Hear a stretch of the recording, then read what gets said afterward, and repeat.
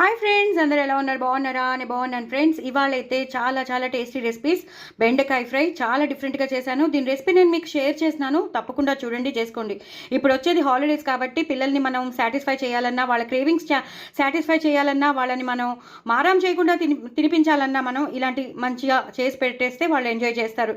Holidays అనేవి హ్యాపీగా పీస్ఫుల్గా వెళ్ళిపోతాయి. సో చాలా బాగా చేసి చాలా బాగా వచ్చింది. చాలా టేస్టీగా ఉంటుంది. పిల్లలు అయితే ఇష్టపడతారు, పిల్లలే కాదు పెద్దవాళ్ళు కూడా ఇష్టపడతారు. సో సైడ్ డిష్గా పనికొస్తుంది, మెయిన్ కోర్స్గా కూడా పనికొస్తుంది. తప్పకుండా చేయండి. దీని రెసిపీ నేను షేర్ చేస్తున్నాను కాబట్టి తప్పకుండా చూడండి, చేసుకోండి. అప్పడం, సాంబార్లో నంచుకోవడానికి అప్పడం, అలాగే గోంగూర పచ్చడి చేశాను. అదిరిపోయింది, చెప్పలేని, ఇంకా అంత బాగుంది. చాలా బాగుంది. చక్కగా ఉల్లిపాయలు నంచుకొని తింటే మాత్రం ఒక రేంజ్లో ఉంటుంది. ఇలా డార్క్గా కలుపుకుని ఇలా తింటే మాత్రం అలా పచ్చిమిరపకాయ కొరుక్కుని తింటే ఒక రేంజ్లో ఉంటుంది. అలాగే మామిడికాయ పచ్చడి చేశాను విత్ అల్లం వెల్లుల్లి గ్రేటెడ్ వేసి.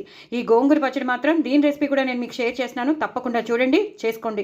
ఎంతో టేస్టీగా ఉంటుంది. దీని రెసిపీ కూడా నేను షేర్ చేస్తున్నాను, దీని రెసిపీ షేర్ చేస్తున్నాను.